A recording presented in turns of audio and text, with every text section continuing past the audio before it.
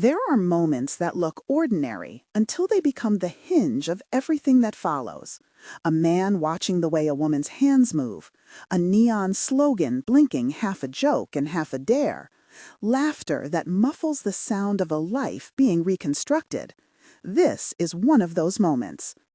If this story holds your attention, stay until the end. Hit subscribe, like, and ring the bell so you don't miss how a quiet woman at a restaurant reclaimed a life that had been stolen from her. Now, listen. The chandelier in Leonard threw a soft architectural light across the marble floor, catching in the rims of water glasses and making the servers' black vests look almost ceremonial. It was a night built to perform. A soft hum of conversation, the clink of cutlery, a pianist tucked into a corner coaxing a familiar nocturne from thin air. On the far wall, an LED banner pulsed with the restaurant's latest publicity stunt in glossy typeface. Memorize all 40 orders and you win $2 million. An absurdity meant to be shared on social feeds, a stunt to draw a curious crowd and the cameras the owners hoped would follow. It looked like bravado, an appetite for spectacle. But for Ana Martinez, the banner read like an invitation she could not accept, and a reminder of the one thing she could do that no publicity could ever truly replicate: organize, track, and remember patterns until they laid themselves bare. She moved through the room with the steadiness of someone who had been invisible by choice for a long time. Her apron sat against the front of her like a uniform of camouflage. The fabric held the faint scent of lemon oil and the day's espresso. Her hair was pulled into a careless knot. A loose strand caught the light and made a thin halo when she bent. There was a precision to the way she carried plates, an economy of motion learned during late shifts. But behind her face was a map of smaller economies, the careful investments of a woman who had been taught to measure risk like a ledger. She never offered more than necessary in conversation, but her eyes collected details as if they were credits in a ledger she might call on someday. Tonight, she was assigned the large table by the front windows, the one that looked out onto the street where fog lamps reflected in the wet pavement. On the table sat 3 men, voices low, suits that looked like they cost as much as a year's rent. Anna had greeted them with the practiced incline of her chin and had taken their orders in a voice that was even and small. A trout for one, a rare steak for another, vegetables for the polite man at the end. She had filed their requests into the waiting ledger at her hip, a small notebook with columns she had drawn herself. She could have written the entire room's orders from memory if she needed to. Her head had been a vault for patterns since childhood. At a table near the window, a woman in her 70s watched Anna without the diplomatic distance most patrons kept. People with power had margins of deniability. Anna had learned to vanish inside theirs. She had, in the weeks after, done what survivors do. She simplified until her needs fit the world that would take her. 2 small suitcases, a queen's studio that smelled faintly of lemon and printer ink, and work that paid in cash and the faint dignity of honest, immediate tips. But even as she folded napkins and refilled water glasses, she kept one thing: a stack of printouts, carefully organized by date, sealed in a brown envelope and hidden beneath the false bottom of her kitchen drawer. The papers, early draft diagrams, emails with timestamps, a marked-up patent draft with her handwriting in the margins, were like bones in a burial she had yet to exhume. They were a future she guarded with the ferocity of something that would have to be claimed again. On a night like this, when the restaurant made spectacle of memory with its ridiculous marquee, Anna felt a strange kinship with that banner. The proposition to memorize 40 orders for a fortune was comic in its cruelty.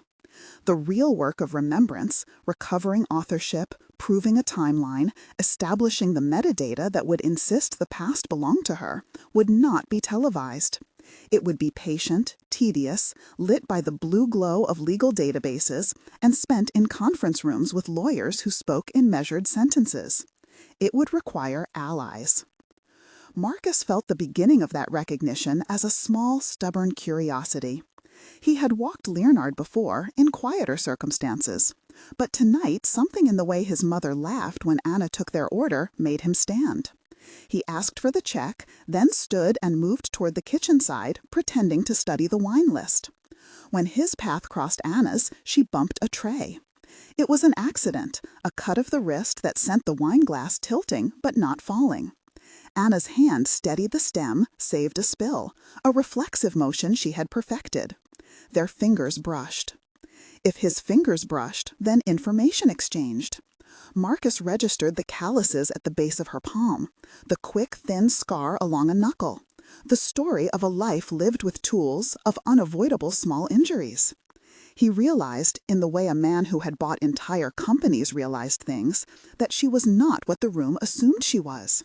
He asked for her name in a voice that attempted casualness. She gave him one, but it was neither her legal name nor the name she had once placed on patent filings. It was a name recently on a tip of the tongue, a guard she kept for the street. Later, when the meal wound down and the pianist's octave softened into the last bar, Marcus had his assistant, Jennifer, arrange for a small envelope to be left at the host stand with a note and a number. He did not introduce himself as a billionaire.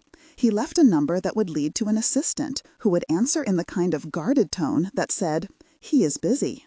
His curiosity had the selfishness of the kind that becomes aid. He wanted to know who had moved his mother with a language few patrons used. He wanted to know what it felt like to stand across from someone whose competence was not on display but was unmistakable to anyone who had an eye for pattern. Anna found the envelope days later. She had nearly forgotten about the card because life had demanded so much of her breath to compose a single day. The note inside was short, a number and a request, a quick conversation, if you will.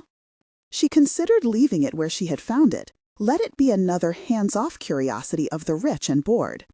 Instead, she slid it under a plate, then into her apron, and kept it. This was the thing about curiosity. It invited danger, but it invited rescue as well. When she was alone in her Queen's studio nights later, she opened the brown envelope beneath the false bottom and aired the papers like evidence in the sparse light. The first sheet smelled of printer toner and the faint metallic scent of late-night coffee. On one page, her handwriting looped in the margins next to a schematic for a routing algorithm that had once been revolutionary in its simplicity. Route optimization that could predict peak orders and shift supply in real time. David had presented a more polished version to investors.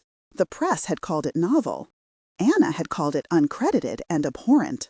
She had 40 orders memorized in her head any night she wanted, an odd skill, an occupational requirement made exquisite by her mind's appetite for patterns. But the forensic proof to reclaim credit had to be heavier than memory. Metadata, timestamps, the smell of draft emails with attachment versions, the raw logs from a shared repository where early commits had been made under her username. She had access to some of it only through the courier of memory and the brittle trail of her own digital footnotes. Marcus's card sat on the counter, a quiet interruption at the edge of that trail. Days after the encounter, Marcus began to pry, which for a billionaire looked like paying for kindness. He did not flash wealth or make grand gestures. He sent Jennifer, his assistant, to talk to the owner about a philanthropic dinner. And, when the owner was distracted, asked a single question about the staff. Marcus asked the owner which of his waitstaff spoke sign.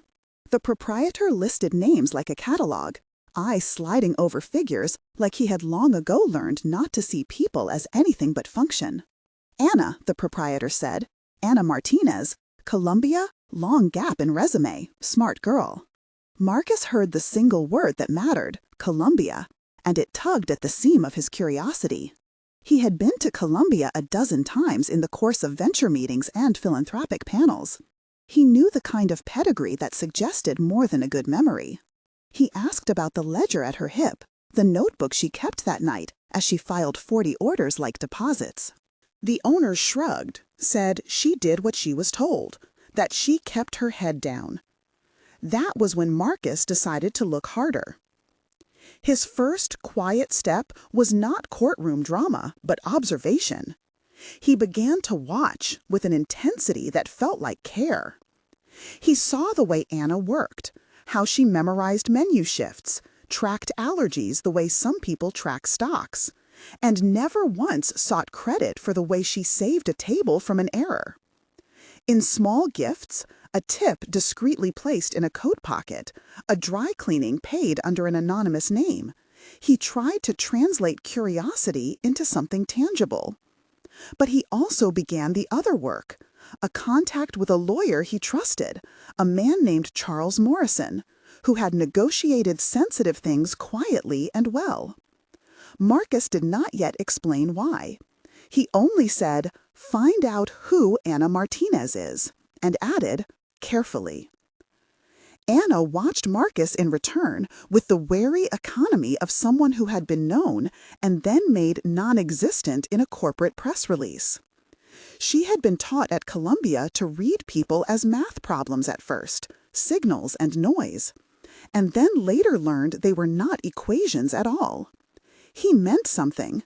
She could not decide if what he meant was a rescue or an exposure that would make her smaller. She had good cause to be slow. Trust, for her, had become an act of calibrated risk.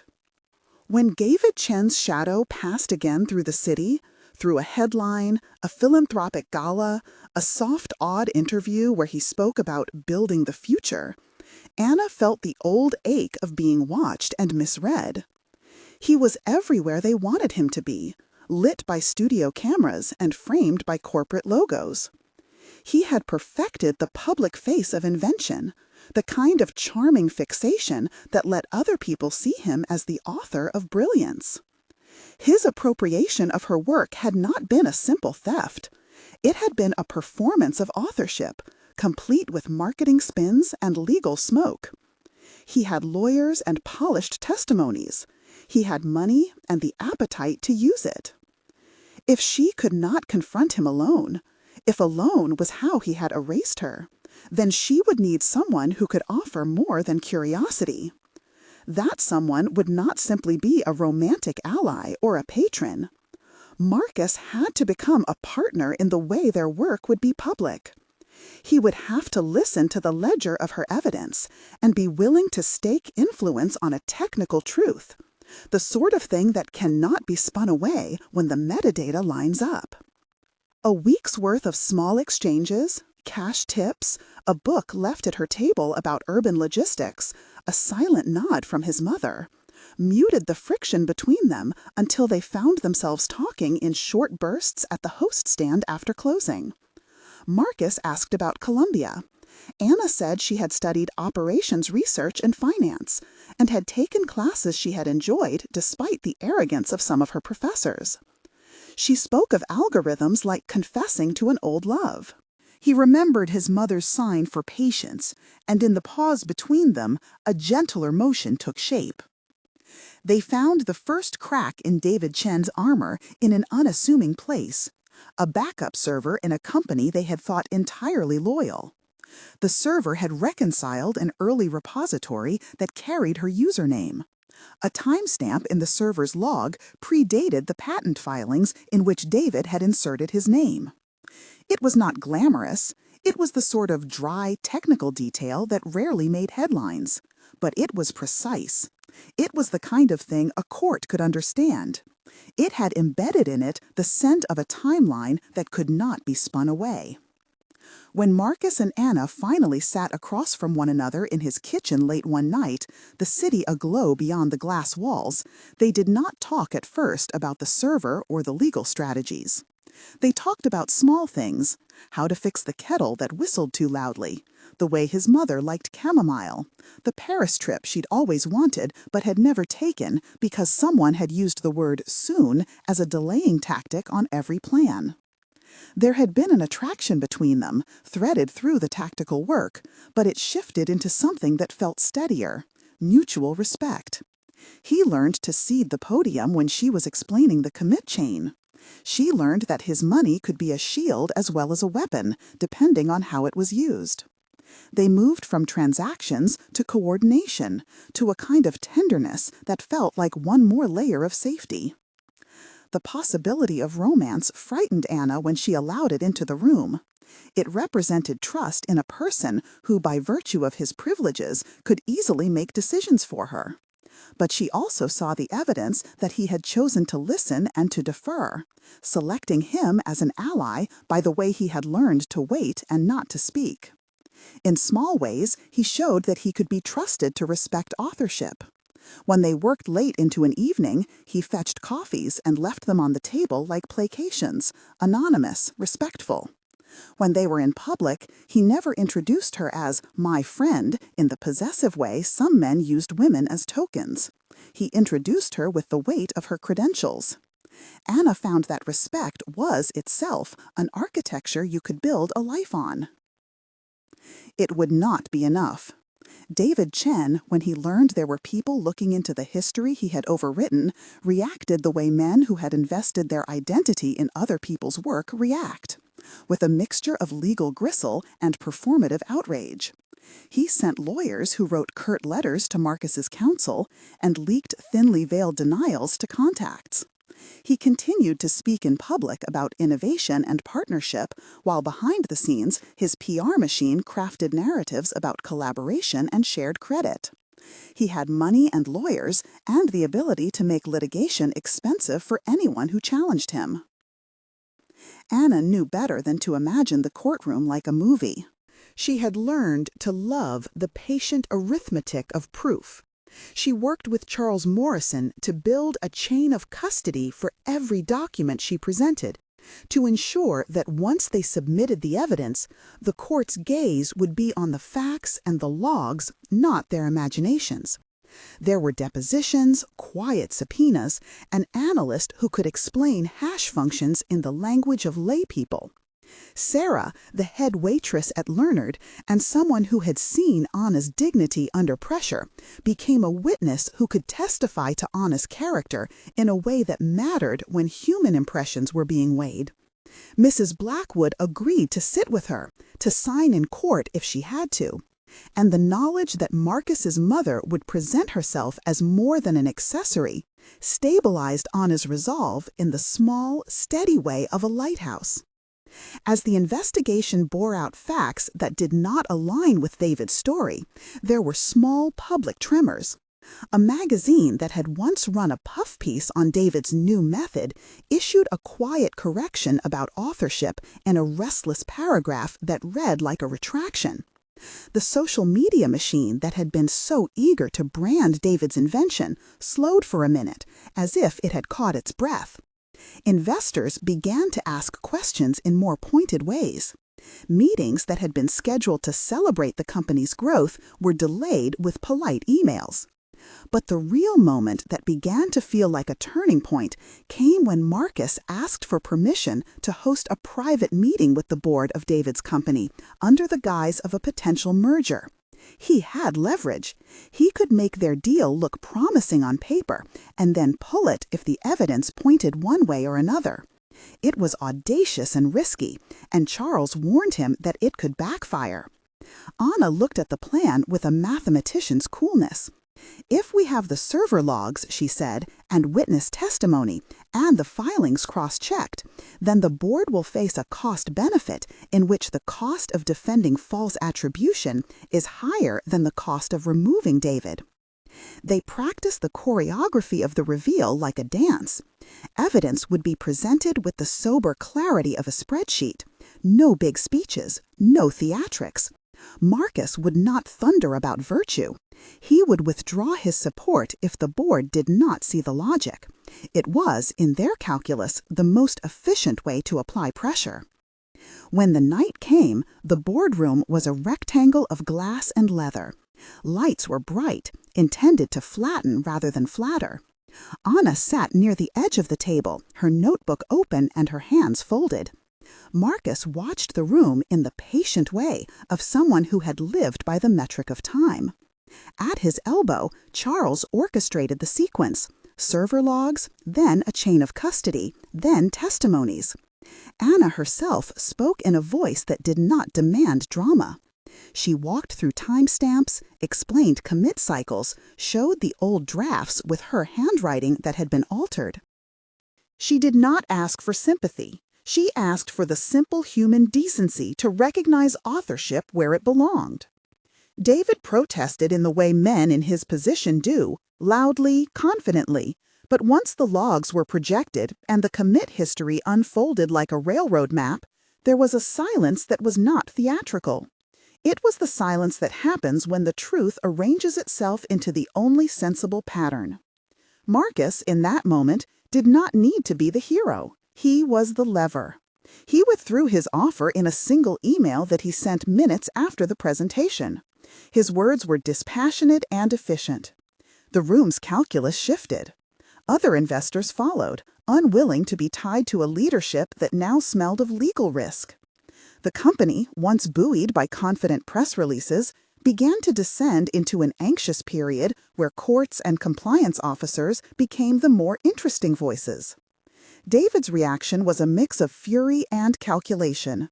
He arranged for counterclaims, for dusty legal strategies meant to discourage. But the evidence that Anna and Charles had gathered had integrity. Logs with timestamps, the professor's note corroborated by archived lecture rosters, Sarah's testimony about Anna's depth of knowledge. When the legal filings began, an inquiry, then an indictment, David's public image cracked along lines that were difficult for his PR team to seal. It was never cinematic in the way movies promise. It was procedural, patient, and ruthless in the manner of law. It was a series of small, precise blows that slowly eroded a house of cards. When the press finally covered the unraveling in a way that named Anna, it was not because of the stunt about memorizing 40 orders. The headline about a waitress with a Columbia past might have seemed reductive to Anna, but it also served to open doors that had been closed on her. She read the pieces with a cautious appetite. Words that had once been used to deny her suddenly qualified her. Marcus sat with her on the terrace that first afternoon and did not say the words of triumph some men might have said. He offered instead his hand and the quiet look of someone who had learned how to wait. Time in those months was both long and compressed.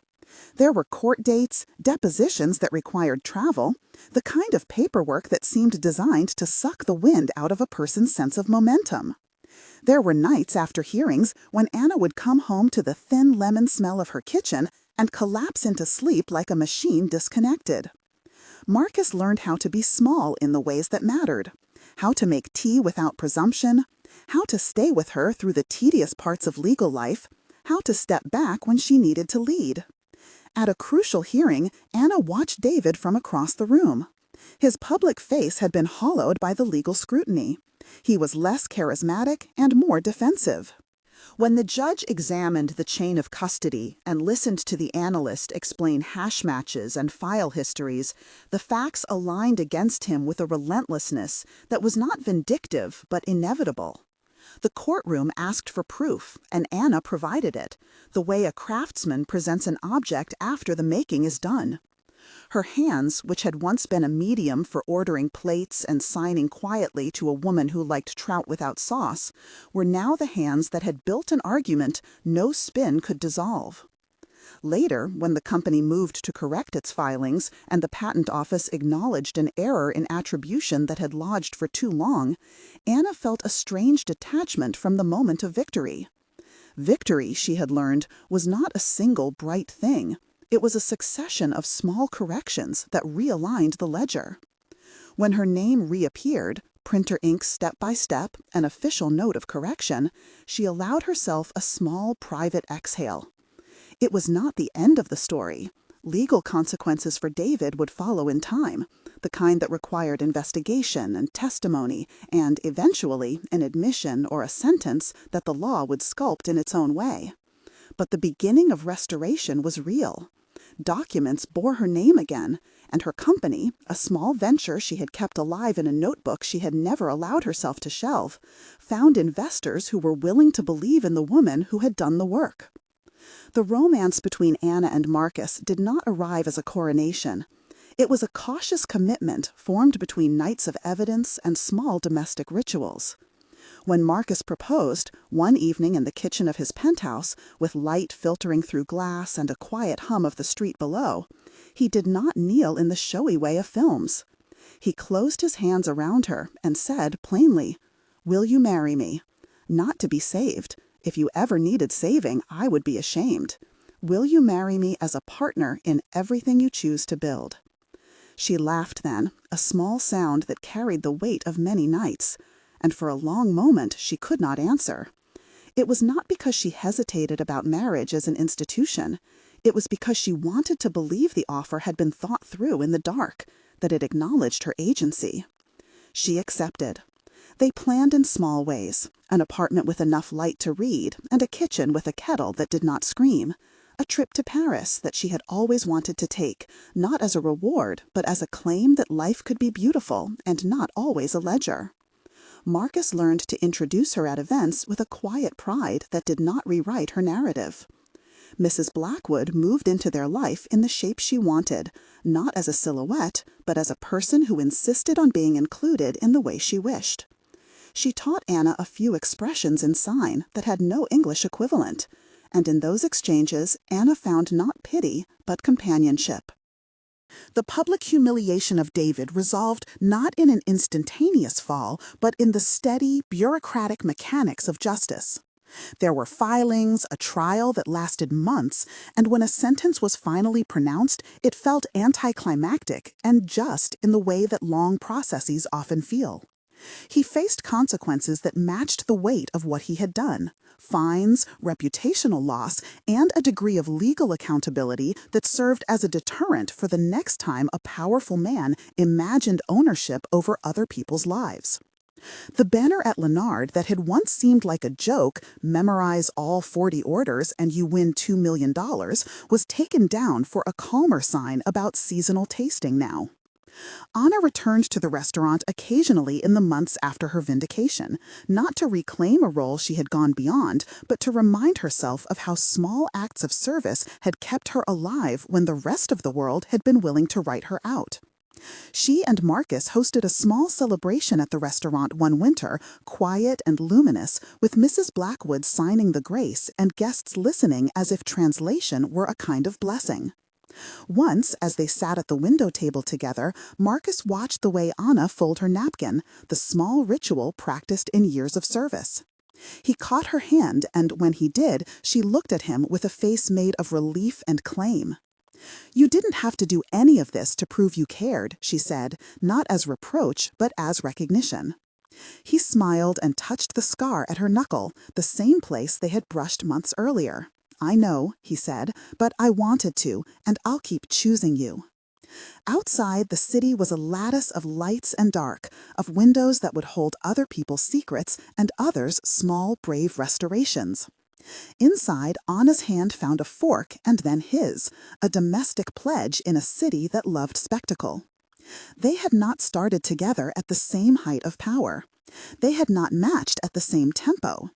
But the marriage they built was one of shared work: legal patience, nights of filing, mornings of coffee, the occasional ridiculous publicity stunt that made them laugh at the absurdity of it all.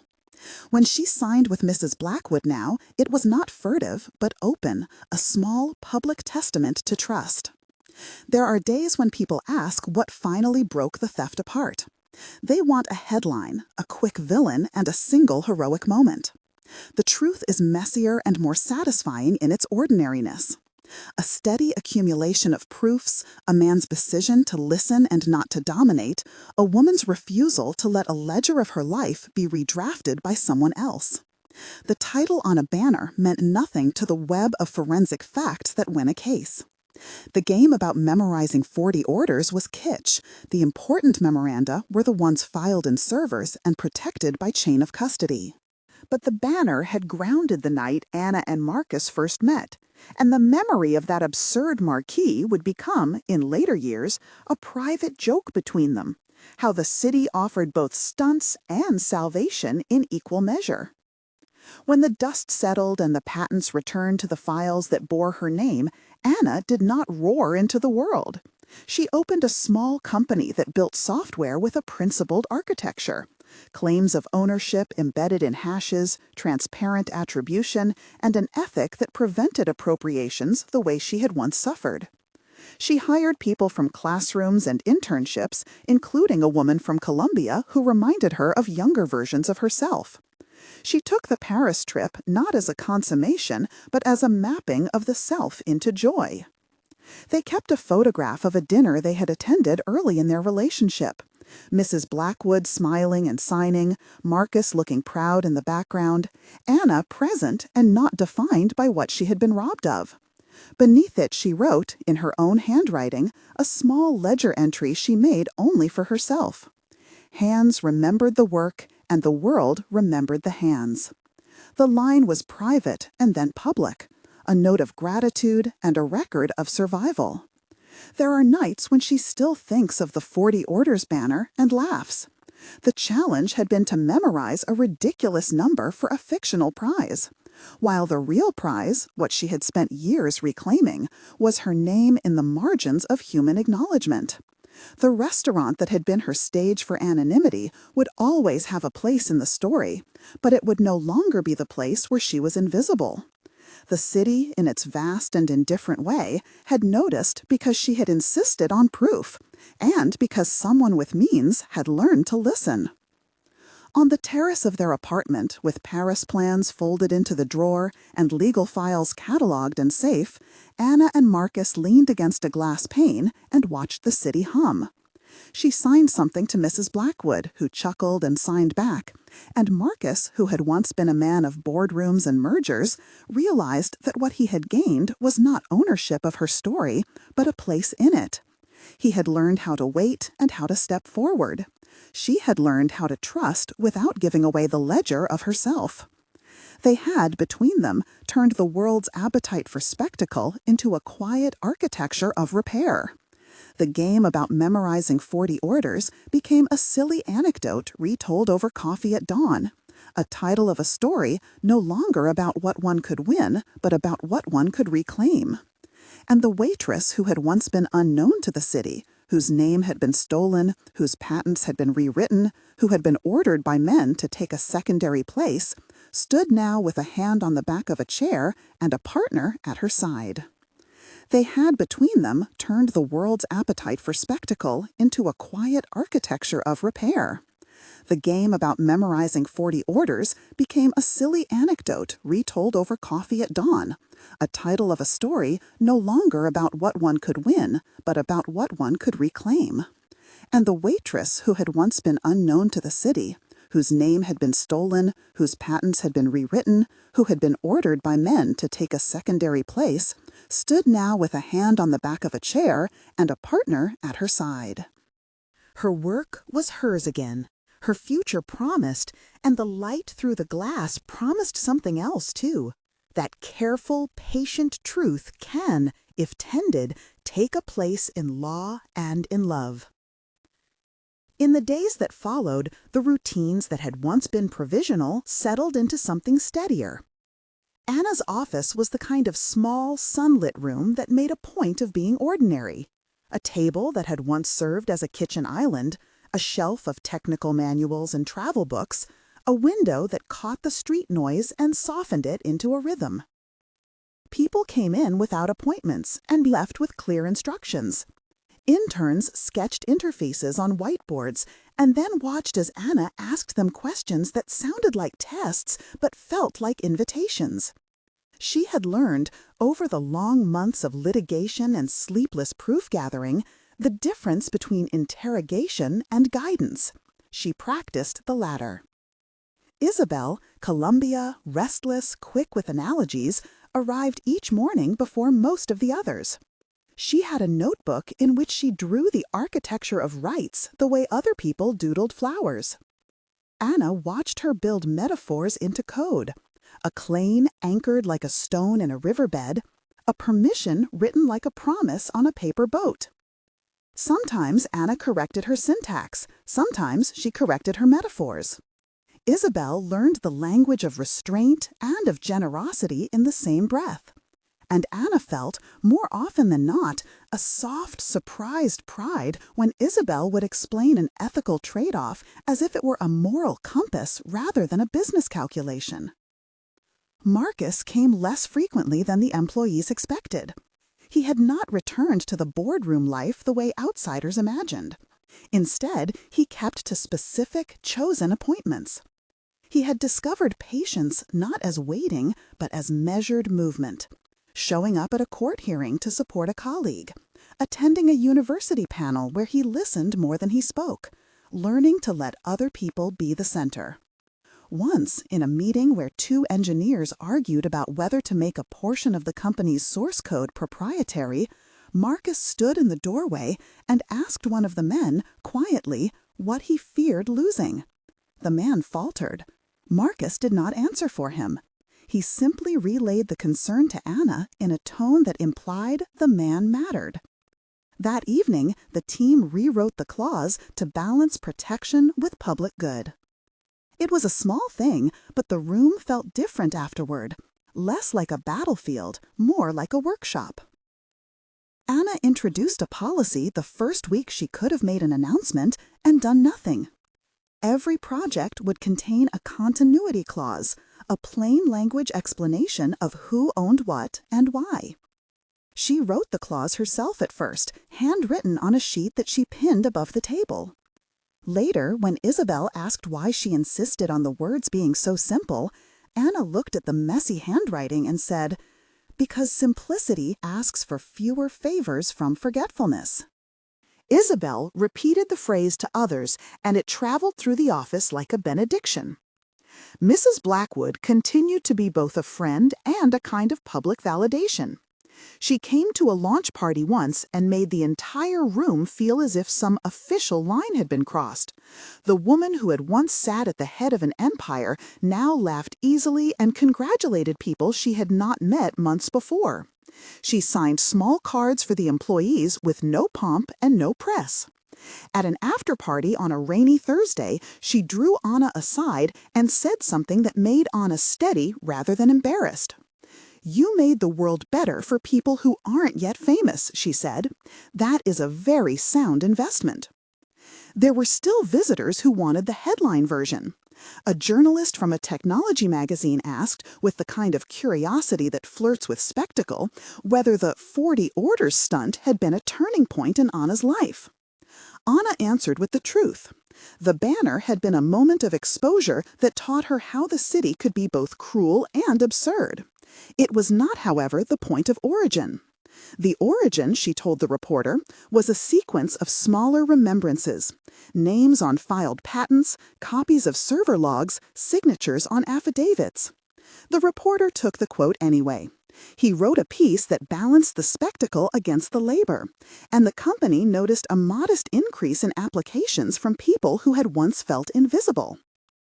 As the company grew, Anna made deliberate choices about what they would accept and what they would refuse. A large corporation offered a sum that would have solved a dozen future headaches in one afternoon. The offer came with glossy contracts, promises of reach, and clauses that would have gradually diluted the authorship Anna had fought so hard to reclaim. She sat with Marcus and with Isabel and with two of the engineers in the late light and read the clauses aloud. Marcus, who had once negotiated mergers, pointed out the subtle pressures of language that erode rights over time. Anna refused. It was not a dramatic refusal. There were no speeches, no proclamations. She simply sent a short note declining and thanked them for their interest. The act of refusal felt like an architecture of its own, a frame set around what they were building that said plainly, "This is for stewardship, not extraction." Trust became the currency of their daily life. The team learned to flag contributions and to annotate them, to credit work early and often. When a young designer produced a new attribution badge, Anna insisted it be visible wherever work was displayed. Small acknowledgments multiplied. People who had felt sidelined by default began to bring up their ideas more readily, buoyed by the quiet fact that their names would remain attached. Anna watched those names accumulate and thought of the ledger she kept at home. Hands remembered the work, and the world remembered the hands. She found herself less startled by her own handwriting each time she added a line. There were moments when old habits revisited her. A vendor called and used the casual language of deference toward Marcus. "Mr. Carlyle," he said on the phone, as if seeking to shore up a hierarchy. Marcus, tired and ready to be kind, deferred. Anna listened from the doorway and felt a familiar heat in her chest, the reflex to fade into the margins. She did not speak right away. Later, when they walked through the neighborhood to a small cafe, she told Marcus the story of the vendor and of the way names once slid away from her in that room. He listened without defense and asked, simply, how she wanted him to be present when such things happened. She named a guideline: intervene if the language diminished her in public, defer to her lead if she welcomed him to speak. They set a contract for their public selves, which felt at once practical and intimate. It was another of those careful architectures, rules of engagement that protected autonomy while maintaining companionship. On an afternoon streaked with wind, Anna received a letter from a university that had invited her to give a talk about ethics in software. She had been reluctant, feeling that sobriety required silence more often than stage. But Isabel, who had a habit of pressing Anna toward the things she needed to do, called it a duty rather than an honor. "You owe people your experience," she said, "not because you were the victim, but because you learned how to tend an uneven field." Anna agreed, not for the applause, but for the chance to teach a handful of engineering students how to write contracts that did not bury the human authors. She prepared by choosing 3 stories she would tell. The first claim she had to prove belonged to herself, the night the banner made her laugh, and the way a ledger could be a poem of survival as much as a record of law. The lecture hall filled with people who wore earnest expressions. Anna spoke without notes. She told them about proof and patience, about the banal, relentless acts that make justice possible. Filing a document at a precise hour, preserving an email thread, knowing when to let a legal counsel do the speaking while you keep scanning for context. She watched faces nod and then fail to nod. Some students grasped the practicalities, others the ethical axis. Afterwards, a young woman with calloused fingers from late nights of coding came up and said quietly, "Thank you. I didn't know whom to ask how to keep my work from being swallowed." Anna thought of the line she had written beneath the photograph at home and said, with a steadiness that surprised even her, "Keep the ledger. It need not be public to be true." Late that week, a dispute arose in the community forum the company maintained. A freelancer accused another of republishing code without attribution. The accusation could have become a spectacle, a replay of old wounds. Anna called a meeting and suggested a format that had served her in other places. An open conversation in which each party stated, in turn, what they remembered and what they hoped for. The process took the better part of an afternoon. No one was exonerated by a grand verdict. What emerged instead was an agreement to restore attribution and to establish a mediation clause for future conflicts. When the conversation ended, the parties shook hands as if relieved to be moving forward rather than to have won. That night, Anna stood again on the terrace where, months earlier, she had watched Paris plans folded into drawers and legal files catalogued and safe. The city spread below in its habitual hum, the same indifferent expanse that could be attentive if someone kept asking for evidence. She held a small, unframed photograph of the dinner, Mrs. Blackwood shining, Marcus proud, herself present, and turned it in her hands.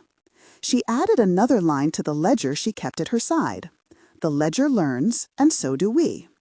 Underneath, she drew an ink smudge that somehow read like a seal. She slept differently now, not with the jagged wakefulness that came from fear, but with a watchfulness that was almost grateful. Her dreams were peppered with fragments of code and the smell of coffee, with the banner that had once announced a ridiculous prize and now survived as a private joke. In the morning, she woke early to the sound of Isabel rehearsing a presentation in the hallway, her voice bright and careful. Anna dressed and walked to the table where the interns had already left notes in colored markers. She refilled the kettle and set a mug aside for Marcus. For all the negotiations and court filings, for all the small bureaucracies of trust they had erected, what remained essential was the daily work, the decisions made in rooms that smelled of paper and possibility. There were more offers to come, more people who wanted to buy the technology or the story. There would be future arguments and a litany of small betrayals to be guarded against. But for the moment, the company continued to grow the way a garden grows, under someone who waters it carefully. No spectacle needed, only quiet tending. Anna looked at her team as they entered the room, at Marcus crossing the threshold with a sandwich he had bought for someone who had missed lunch, and felt something like a promise fulfilled. Not that the world would always be just, but that the work of repair had been given a place to live, and that the names of the people who did it would be there, written where anyone could see. She wrote one last line in the ledger before stepping away. Names kept hold of work. Work kept hold of people. Then she folded the page, tucked it back into the drawer, and walked down to the office where the day was already beginning.